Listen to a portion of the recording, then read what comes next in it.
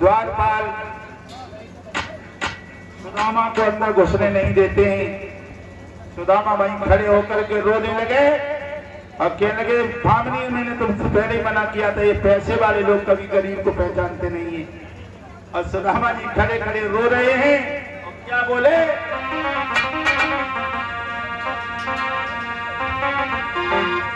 कि हम अपनी नगरी छोड़ी कन्हैया तेरी पूरी द्वारका आए हैं, अपनी नगरी छोड़ी कन्हैया।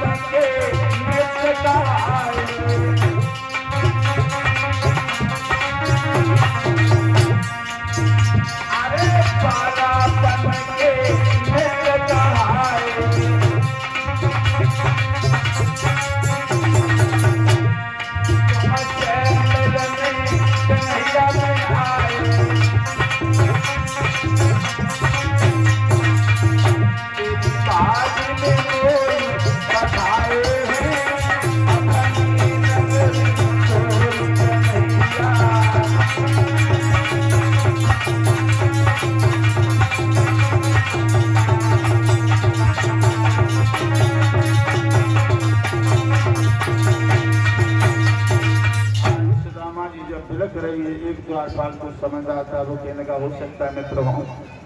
एक द्वारपाल कहने लगा तुम यहीं खड़े रहो, मैं भगवान को अवगत करा के आता हूँ। वो द्वारपाल जा करके तो शर्मा सभा लगी थी, वहां पर भगवान बैठे व्यास पर ऊंची गद्दी पर बैठे थे, हाथ जोड़ करके द्वारपाल कहने लगा प्रभु एक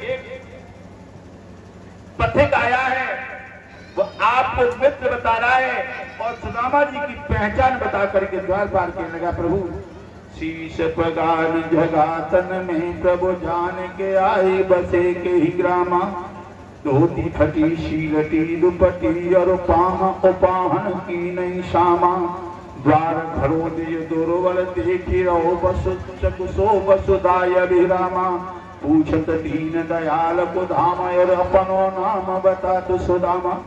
जैसे सुदामा नाम भगवान ने सुना, सुदामा किसी से कुछ पूछा नहीं, आसन छोड़ दिया, भगवान भाग दिए, पीता पर गिर गया, समय नहीं मिला उठाने का और भागते गए। इतना तो कहने में बहुत बड़ा असंभव लग रहा है, पहले भगवान मिले या सुदामा जी मिले, अपनी छाती से लगा दिया।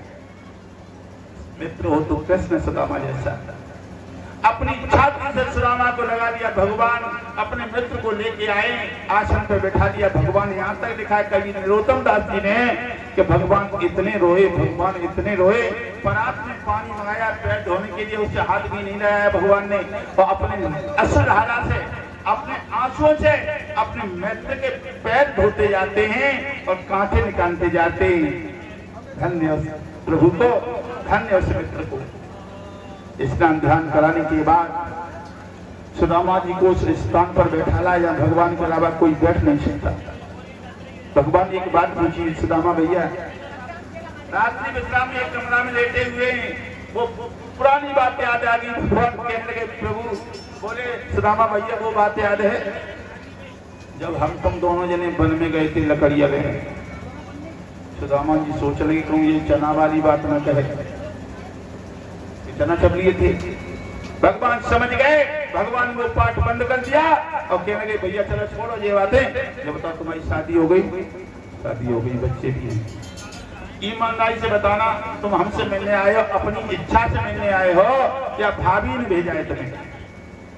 सुदामा जी बोले हम तो नहीं आते, तुम्हारी भाभी नहीं भेजा है। भगवान बोले भाभी ने अगर भेजा है तो हमारे लिए प्रसाद में कुछ न कुछ भेजा होगा, वो हमारा प्रसाद हमें नहीं दीजिए। सुदामा सोच लो जो इतना बड़ा पैसे वाला, सर्व सोने की द्वारका बनी है, ये थोड़े से चावल नहीं भला ये भगवान की आंख से कहा आएंगे, तो छुपाई ले शर्म के मांगे। सुदामा जी बोले भैया का रखो है, 3 दिन हो गया था घर पर रोटी नहीं बनी। भगवान बोले सुदामा भैया तुम्हारी पुरानी आदत गई नहीं,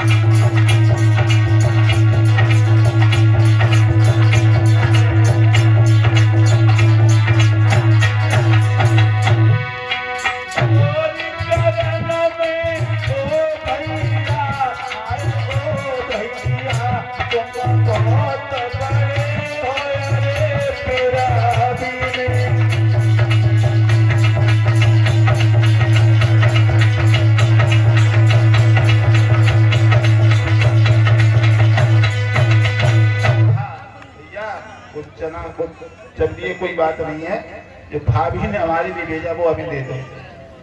भगवान को जब चावल नहीं दे तो भगवान ने भूसा दो जो पान में छपाए थे वो पोटली नीचे गिर गई। भगवान ने वो चावल वाली पोटली खोल ली, चावल चबते जा रहे हैं और उसके बदले अपने मित्र को भगवान कुछ देते जा रहे हैं। वैसे भागवत में तो यही प्रमाण मिला है, भगवान ने एक मुट्ठी चावल चाहिए और एक मुट्ठी चावल ही में सब कुछ अपने मित्र को दे दिया। लेकिन एक गीत लिखा है, भगवान चावल चबते जा रहे हैं और अपने मित्र को कुछ दे रहे हैं। क्या दे रहे हैं? कि श्री कृष्ण जी के मित्र मिलने सुदामा जी आए।